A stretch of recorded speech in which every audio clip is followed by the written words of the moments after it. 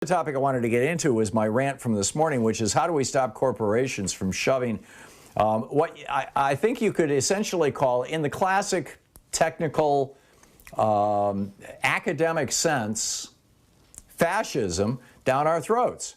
And this goes, way beyond the authoritarianism of Donald Trump.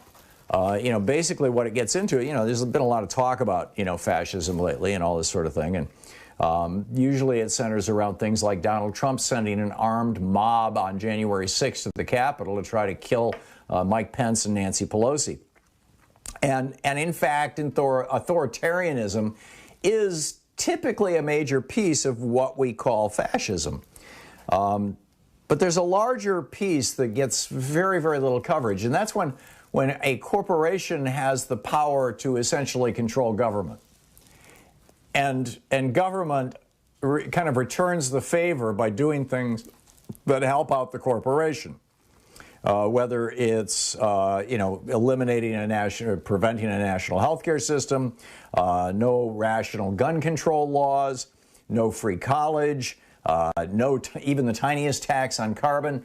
These are the kind of things that we would have had in America, like they have in other countries, long ago, were it not for government being basically under the thumb of for-profit corporations. And, this is, the word fascism comes from this, there's actually it comes from the word fasce, which is an old, it's Latin, but it's an old Roman term. And the fasce was the symbol of the Roman Republic. It was a bundle of sticks with a rope wrapped around it and an axe sticking in the top. And the whole point is that if you break a single stick, if you have a single stick, it's easy to break. If you have a bundle of sticks, it's really hard to break.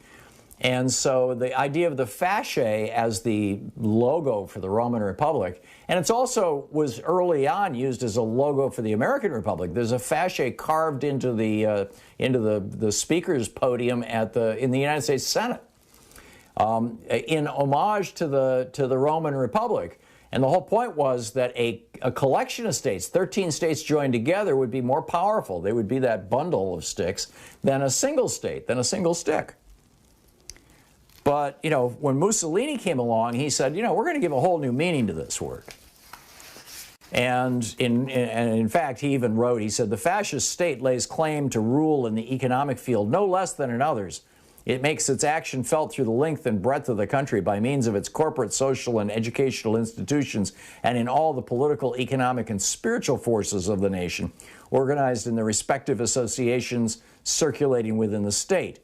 This is from his labor charter, April 21, 1927.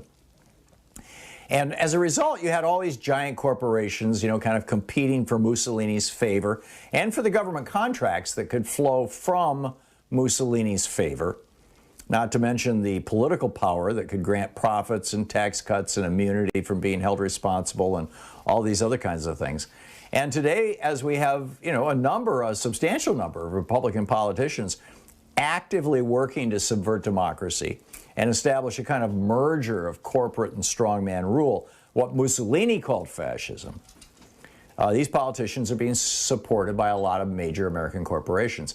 Now, many of those corporations came out and said early on that they were no longer going to give financial assistance to those Republicans who voted to basically make Donald Trump president even though he lost the election, or supported the insurrection of January 6th.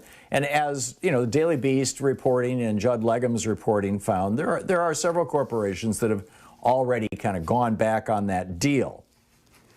But the real problem here, I think, is the problem that goes back to the Reagan administration, which was when, prior to the Reagan administration, a corporation had multiple responsibilities. They were responsible to their stockholders, of course, and they still are, and that's the only thing they're responsible to anymore.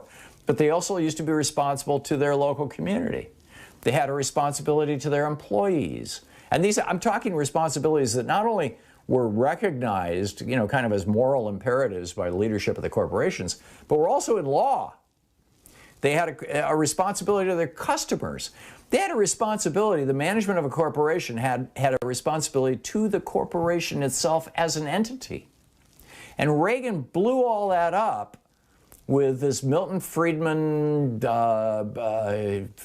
Robert Bork logic that, and this literally came out of Robert Bork and Milton Friedman. Robert Bork wrote a book about it. He campaigned for it most of his life, and he finally got it in the Reagan administration, that corporations only should be responsible to their stockholders. So if your only goal is increasing stock price and dividends, in other words, increasing profits, if that's your only goal, and you have no other responsibilities, then pretty much anything you can do to get there seems like fair game, right?